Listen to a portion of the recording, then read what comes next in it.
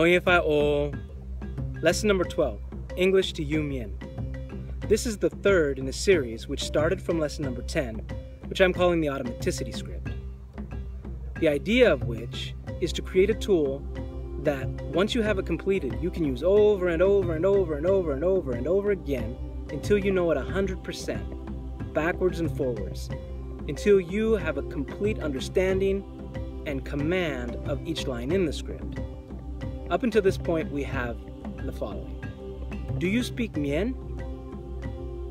Allow for a response, and then, oh, good, I'm glad to hear that.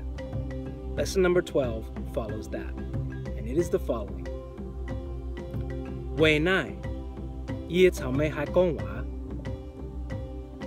That means you and I can talk. Weic meih haih.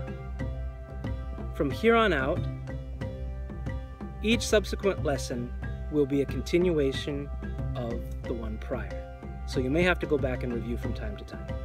So here's the whole thing in English, up to this point. Do you speak Mien? Allow for a response. Oh, good. I'm glad to hear that. That means you and I can talk. In Mien, meih Mien wa ni sa. Oh, yao ting a, ye an haih. Weic meih haih.